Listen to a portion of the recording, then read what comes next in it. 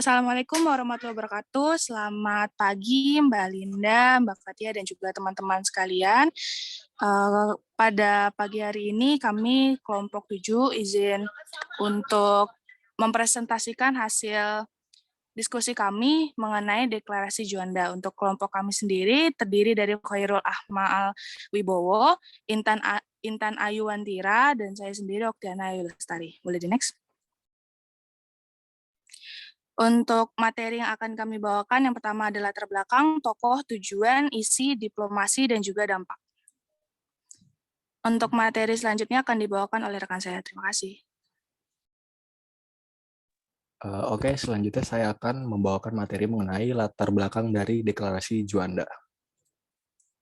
Nah, latar belakang Deklarasi Juanda sendiri adalah akibat langsung dari peraturan warisan dari pemerintah kolonial Belanda mengenai hukum laut Indonesia, yaitu Territorial Zee and Maritime Kringen Ordonansie tahun 1939, atau yang biasa disingkat dengan Ordonansi 1939. Ordonansi tahun 1939 ini dalam pasal 1 ayat 1-nya antara lain menyatakan bahwa laut wilayah Indonesia itu lebarnya 3 mil laut diukur dari garis air rendah daripada pulau-pulau dan bagi pulau yang merupakan bagian dari wilayah daratan dari Indonesia. Dan peraturan ini dirasa tidak sesuai lagi dengan kondisi zaman dan perlu ditinjau kembali. Nah, kemudian dalam ketentuan Ordonansi tahun 1939 ini sebenarnya memuat 4 kelompok mengenai perairan Indonesia. Pertama adalah apa yang disebut sebagai The Netherlands Indies Territorial Sea atau Laut Teritorial Indonesia. Kedua, disebut juga mengenai Het Netherlands Indies Seabeed, yaitu perairan teritorial Hindia Belanda, termasuk bagian laut teritorial yang terletak pada bagian sisi darat laut pantai, daerah liar dari teluk-teluk, curug-curug laut, muara sungai, dan terusan. Ketiga adalah the Netherlands Indies Binnenlands Wateren, yaitu semua perairan yang terletak pada sisi darat laut teritorial Indonesia, termasuk sungai-sungai, terusan-terusan, dan danau, serta rawa-rawa. Keempat adalah apa yang dinamakan sebagai the Netherlands Indies Wateren, yaitu laut teritorial termasuk perairan pedalaman Indonesia. Keberadaan peraturan ini memunculkan kantong-kantong laut bebas di tengah wilayah Indonesia yang membuat kapal asing dapat berlayar secara bebas, termasuk kapal perang. Kapal-kapal Belanda dapat dengan bebas menjelajahi perairan laut di antara pulau-pulau di Indonesia sesuai dengan hukum laut internasional yang berlaku saat itu. Kemudian Indonesia tidak memiliki hak untuk melarangnya, ditambah kekuatan Angkatan Laut Indonesia tidak sekuat Belanda. Keberadaan laut bebas di antara pulau Indonesia ini terlihat janggal, sebab bagaimana wilayah suatu negara yang berdaulat dipisahkan oleh laut-laut bebas antara pulaunya. Oleh karena itu, muncullah ide untuk memperbaharui Ordonansi 1939 ini. Nah, berikut adalah peta wilayah Indonesia jika mengacu pada peraturan Ordonansi 1939. Dapat dilihat bahwa antara satu pulau dengan pulau lain itu terdapat laut bebas yang mana kapal-kapal asing milik berbagai negara itu bisa melintas bebas, bahkan bisa mengambil isi kekayaan lautnya, sehingga fungsi laut dalam berdasarkan peraturan Ordonansi 1939 ini selayaknya pemisah bagi kepulauan Indonesia. Padahal seharusnya laut itu sebagai pemersatu karena dia yang mengintegrasikan wilayah Indonesia secara keseluruhan. Nah, ide inilah yang nantinya akan diangkat oleh Deklarasi Juanda di kemudian hari. Nah, pemikiran untuk mengubah Ordonansi warisan Belanda ini sebenarnya baru mulai direalisasikan pada tahun 1956. Pada waktu itu, pimpinan Departemen Pertahanan Keamanan RI mendesak pemerintah Indonesia untuk segera merombak hukum laut warisan kolonial tersebut, karena sudah tidak sesuai lagi dengan kepentingan wilayah Indonesia. Desakan tersebut juga didukung oleh departemen lain seperti Departemen Dalam Negeri, Pertanian, Pelayaran, Keuangan, Departemen Luar Negeri, dan Kepolisian Negara.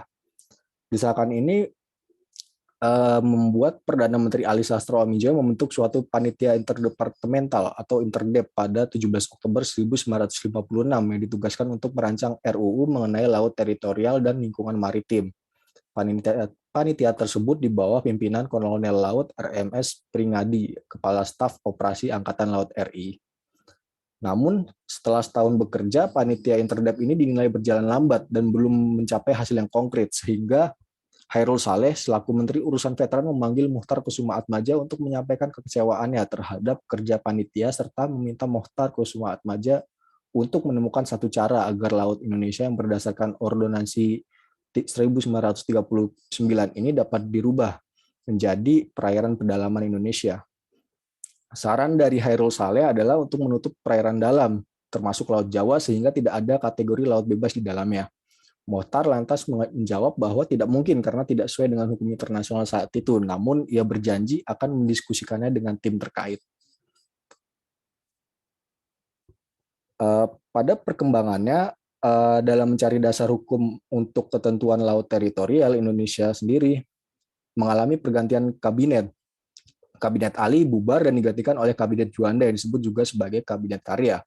Walaupun dalam politik Indonesia terjadi pergantian kabinet, namun perjuangan dalam mencari dasar hukum untuk hukum laut yang baru tetap dilanjutkan. Muchtar Kusuma Atmaja yang terinspirasi oleh sengketa perikanan antara Inggris dan Norwegia mulai memberikan gambaran mengenai asas arsipelago yang telah diakui dan dibenarkan oleh Mahkamah Internasional pada 1951 untuk dijadikan sebagai dasar hukum. Meskipun keputusan Mahkamah Internasional dalam kasus perikanan Inggris Norwegia ini dimaksudkan bagi kepulauan lepas pantai, namun Muchtar Kusuma Atmaja tetap menerapkan prinsip penarikan garis pangkal lurus untuk menghubungkan titik-titik terluar Indonesia sebagai prinsip negara kepulauan atau Archipelagic State Principle. Nah, prinsip tersebut digunakan untuk menyatukan seluruh pulau dalam suatu negara kepulauan menjadi satu kesatuan, terlepas dari jaraknya pulau-pulau tersebut. Setelah mendengar penjelasan dari Muchtar ini, prinsip tersebut mendapat perhatian dari panitia Interdep dan kemudian disetujui untuk dijadikan laporan atau rekomendasi kepada Perdana Menteri Juanda. Pemakaian prinsip Archipelago State sendiri secara hukum dapat dibenarkan karena apabila melihat sejarah hukum internasional, kepentingan dan keadaan tertentu dari suatu negara harus selalu diperhitungkan dalam menetapkan aturan. Penggunaan asas arsipelago sebagai dasar hukum laut akan menjadikan Indonesia sebagai negara kepulauan, dan hal ini merupakan suatu eksperimen radikal dalam sejarah hukum laut. Akhirnya pada 13 Desember 1957, Dewan Menteri resmi memutuskan penggunaan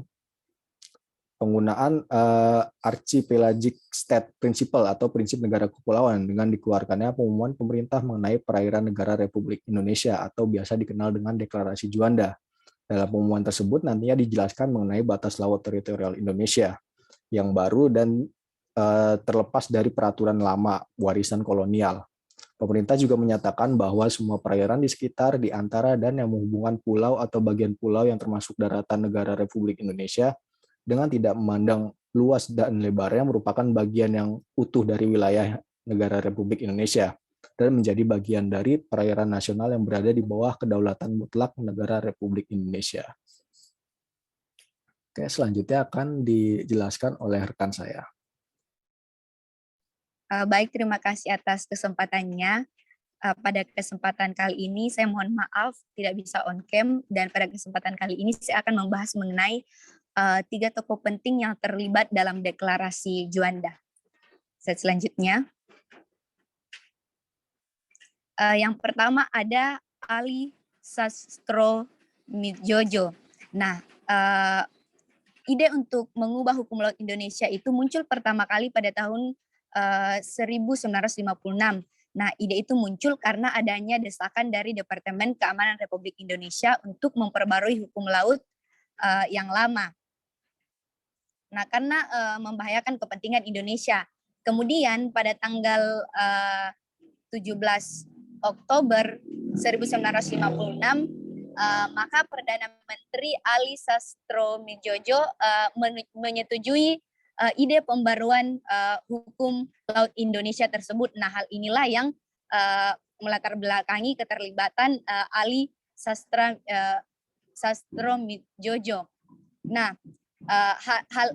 hal ini diwujudkan dengan pembentukan panitia interdepartemental yang bertugas untuk merancang undang-undang mengenai wilayah perairan Indonesia dan lingkungan maritim berdasarkan keputusan Perdana Menteri nomor 400/P M.1956.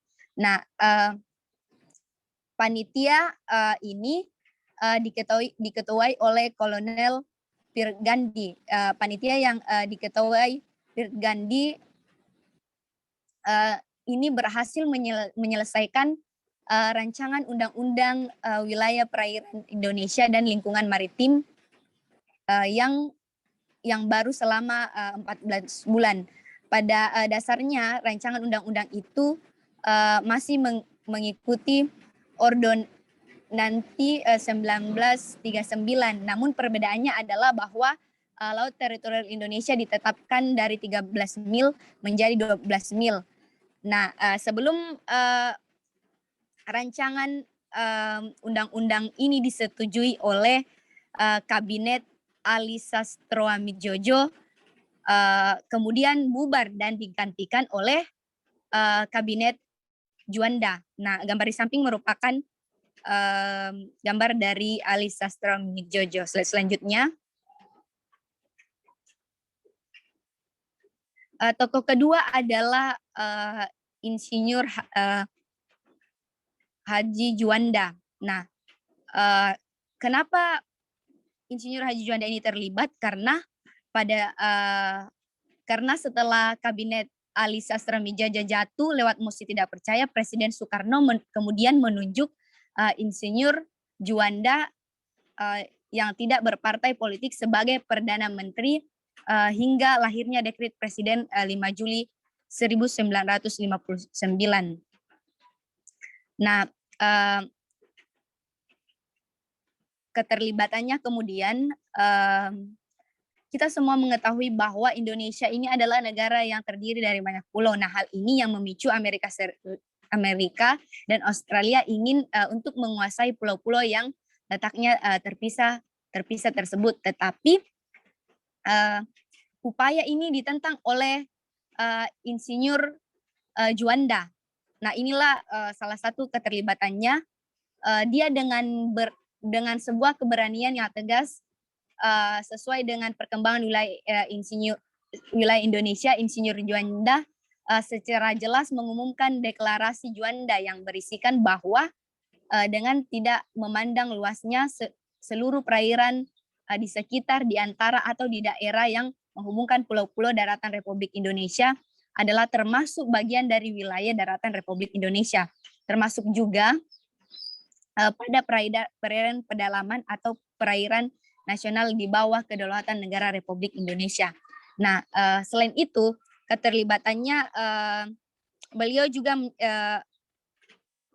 menyatakan secara berani bahwa batas wilayah laut Indonesia bukan hanya sebatas wilayah yang telah diatur dalam Territorialzy Maritime Kringen Ordonation pada tahun 1939, tetapi laut di sekitar, di antara dan di dalam kepulauan Indonesia adalah termasuk wilayah Indonesia. Keterlibatannya yang selanjutnya yaitu karena pada saat itu dia menjabat sebagai Perdana Menteri, maka deklarasi Juanda mengangkat nama Perdana Menteri yaitu Insinyur Juanda. Selanjutnya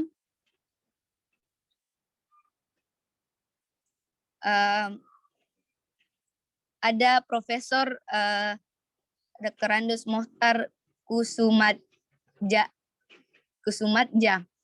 Nah, kenapa Profesor Dr. Andus Mohtar Kusumadja ini terlibat?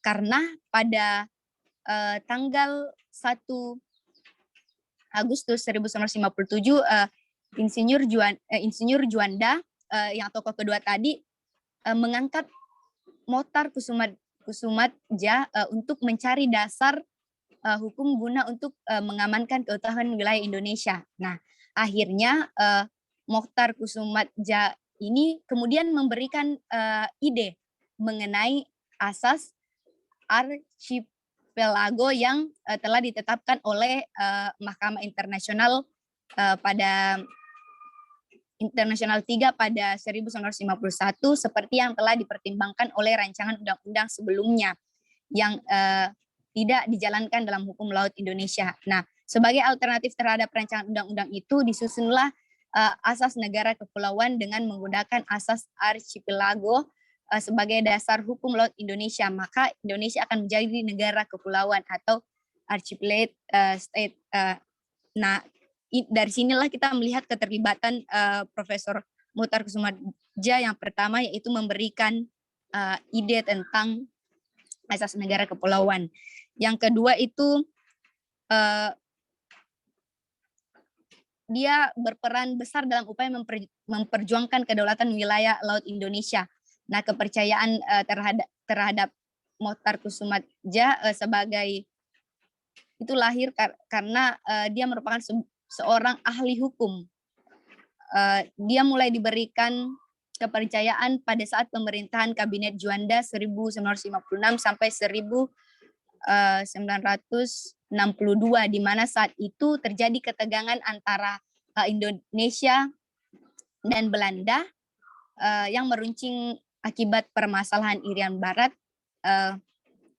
Dan kemudian pada saat itu Perdana Menteri Juanda dibantu oleh beberapa orang kepercayaannya kemudian menunjuk Muhtar Kusumadja untuk membuat konsep wilayah laut Indonesia yang akhirnya dikenal sebagai Deklarasi Juanda. Kemudian setelah lahirnya Deklarasi Juanda, Muhtar Kusumadja terus mengembangkan gagasannya mengenai kedaulatan wilayah laut Indonesia sehingga kemudian menjadi konsep wawasan Nusantara yang dijadikan dasar-dasar dalam garis-garis besar haluan negara oleh pemerintah Indonesia. Nah, keterlibatannya yang terakhir yaitu hal penting yang lain adalah ketika pada saat itu dia ikut serta dalam konferensi hukum laut internasional. Nah, pada konferensi hukum laut internasional 1 dan 2 di Jenewa, Muhtar Kusumadja yang saat itu menjadi anggota delegasi Indonesia belum berhasil mendapatkan pengakuan dunia internasional mengenai konsep wawasan Nusantara yang diperjuangkan delegasi Indonesia.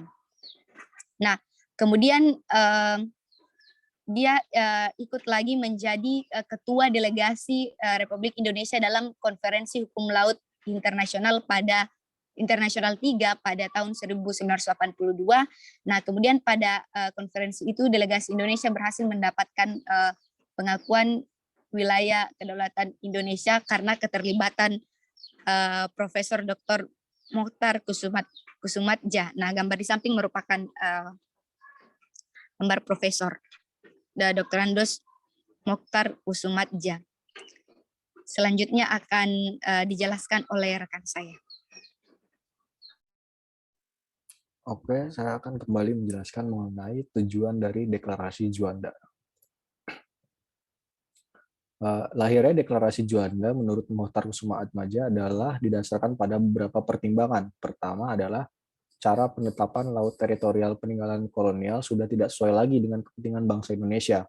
Lalu kedua, sebagai negara yang berdaulat, Indonesia dapat menetapkan perairan nasional ya, sesuai dengan kepentingannya sendiri. Dan terakhir, yang ketiga adalah Indonesia terdiri dari beribu-ribu pulau dan perairan yang berada di antaranya dan sekitar pulau-pulaunya. Dan keseluruhan dari pulau tersebut merupakan satu kesatuan dari wilayah Indonesia. Dari pertimbangan tadi dapat disimpulkan bahwa tujuan dari Deklarasi Juanda adalah pertama, untuk mewujudkan bentuk wilayah kesatuan Republik Indonesia yang utuh dan bulat. Lalu kedua, untuk menentukan batas-batas wilayah NKRI sesuai dengan asas negara kepulauan. Dan terakhir adalah untuk mengatur lalu lintas damai pelayaran yang lebih menjamin keamanan dan keselamatan NKRI sebagai negara yang berdaulat. Oke, selanjutnya akan dijelaskan oleh rekan saya. Baik, terima kasih.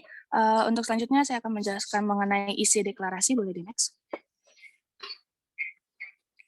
Jadi dalam sidang 13 Desember 1957, Dewan Menteri akhirnya memutuskan penggunaan archipelagic state principle dalam tata hukum di Indonesia, yaitu dengan mengeluarkannya pengumuman pemerintah mengenai perairan negara Republik Indonesia, yang di dalamnya berisikan segala perairan di sekitar, di antara, dan yang menghubungkan pulau-pulau atau bagian pulau-pulau yang termasuk daratan negara Republik Indonesia dengan tidak memandang luas atau lebarnya adalah bagian-bagian yang wajar daripada wilayah daratan negara Republik Indonesia, dan dengan demikian merupakan bagian daripada perairan nasional yang berada di bawah kedaulatan mutlak daripada negara Republik Indonesia.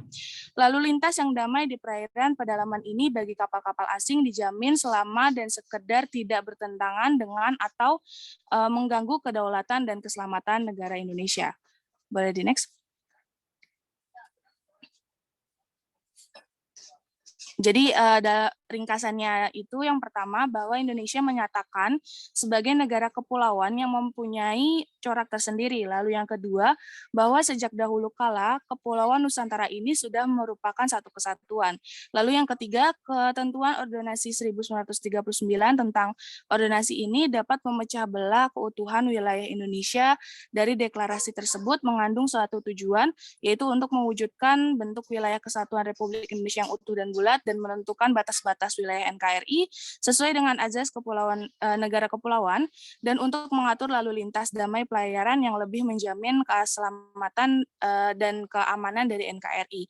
Deklarasi tersebut ini ditegaskan bahwa demi keutuhan teritorial dan melindungi kekayaan negara Indonesia, semua kepulauan serta laut yang terletak di antaranya harus dianggap sebagai kesatuan yang bulat. Selain itu, dalam deklarasi ini juga disebutkan bahwa penentuan batas teritorial yang lebarnya 12 mil diukur dengan garis-garis yang menghubungkan titik-titik ujung terluar pada pulau-pulau negara Indonesia. Boleh di next? Selanjutnya akan dijelaskan oleh rekan saya. Terima kasih. Baik, selanjutnya saya akan menjelaskan mengenai diplomasi. Nah, proses ini merupakan usaha pemerintah Indonesia agar mendapat pengakuan di dunia internasional. Karena beberapa hari setelah dikeluarkannya deklarasi Juanda pada tanggal 13 Desember 1957, berbagai protes itu muncul dari dunia internasional, khususnya dari negara maritim besar seperti Inggris pada tanggal 3 Januari 1957 dan Amerika Serikat pada tanggal 30 Desember 1957. Nah, Amerika Serikat ini mengirimkan pesan diplomasi kepada Menteri Luar Negeri Indonesia pada masa itu yang berisi protes terhadap perluasan daerah perairan Indonesia sampai 12 mil. Nah, tindakan yang sama kemudian disusul oleh beberapa negara-negara maritim lainnya, diantaranya Australia, Belanda, Prancis, Selandia Baru, dan Selandia Baru. Selanjutnya. Nah, kemudian karena adanya reaksi penolakan tadi dari berbagai negara maritim, maka Indonesia menjawab tantangan tersebut dengan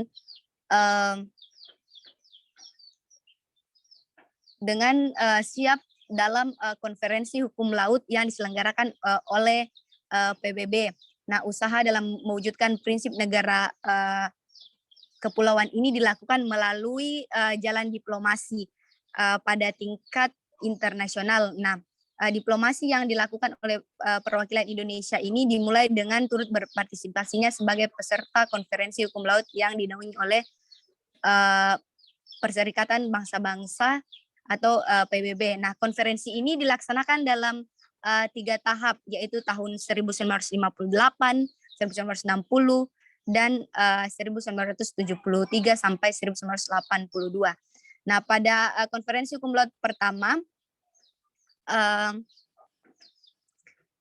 dan kedua pada 1960, yaitu dia dikenal dengan istilah UNCLOS 1 dan UNCLOS 2, di mana dalam konferensi hukum laut yang pertama isinya adalah yang pertama konvensi tentang laut teritorial dan jalur tambahan, yang kedua konvensi tentang laut bebas, dan yang ketiga konvensi tentang perikanan dan perlindungan sumber-sumber hayati di laut lepas. Nah, namun konvensi ini mengalami kegagalan dan kembali diadakan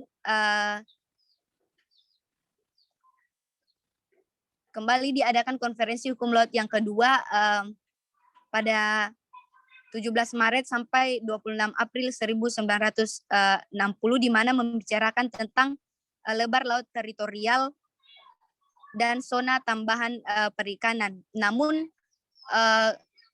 kembali mengalami kegagalan untuk mencapai kesepakatan sehingga perlu kembali diadakan konferensi 3 di mana pada pertemuan konferensi hukum laut ketiga ini merupakan puncak dari karya PBB tentang hukum laut yang disetujui oleh Montego Bay, Jamaika, dan ditandatangani oleh 119 negara. Naskah akhirnya dalam konvensi hukum laut PBB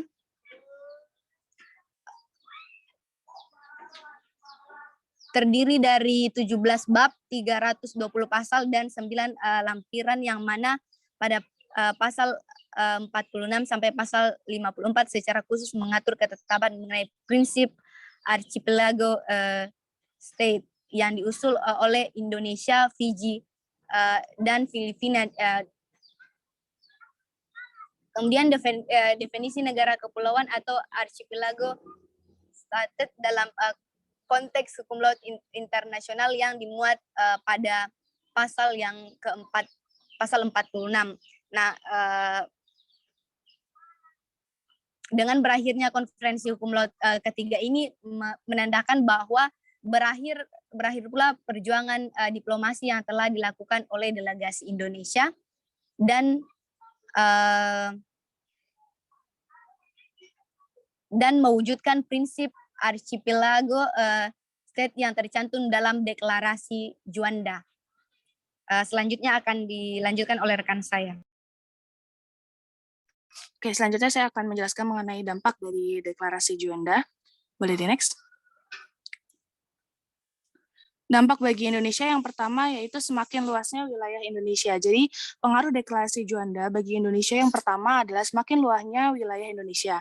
Jika mengacu pada Ordonansi 1939, luas wilayah Indonesia hanya sekitar 2.027.087 km persegi. Namun setelah deklarasi Juanda diumumkan, luas wilayah Indonesia menjadi 5.193.250 km persegi. Di sebelah kanan ada gambar dari luas negara Indonesia yang bertambah 2,5 kali lipat, yang awalnya di masa Ordonansi 1939 menjadi setelah deklarasi Juanda ditetapkan. Lalu yang kedua, garis batas wilayah Indonesia itu semakin panjang.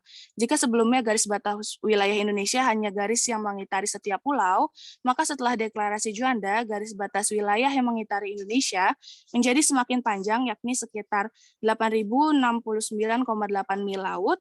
Hal ini disebabkan garis batas wilayah mengitari tidak hanya pulau, melainkan juga perairan Indonesia. Lalu yang ketiga, batas laut teritorial menjadi semakin jauh. Pengaruh deklarasi Juanda bagi Indonesia berikutnya adalah semakin jauhnya batas laut teritorial Indonesia. Jika pada Ordonansi 1939 batas laut itu hanya 3 mil, dihitung dari garis air terendah setiap pulau atau bagian pulau, maka setelah deklarasi Juanda diumumkan batas laut teritorial Indonesia menjadi 12 mil, dihitung dari garis yang menghubungkan titik ujung terluar pada setiap pulau di Indonesia.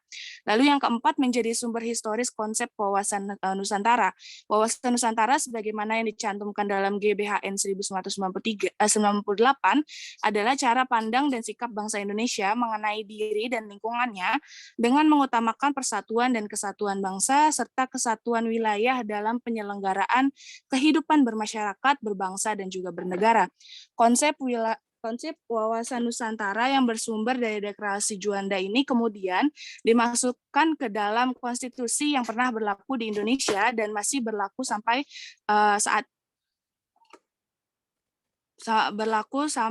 hingga kini, yaitu Undang-Undang Dasar Republik Indonesia. Dalam pasal 25A Undang-Undang Dasar Negara Republik Indonesia 1945 dinyatakan negara kesatuan Republik Indonesia adalah sebuah negara kepulauan yang berciri Nusantara dengan wilayah yang batas-batas dan hak-haknya ditetapkan dengan undang-undang. Lalu yang kelima adalah memperkuat kedaulatan wilayah negara.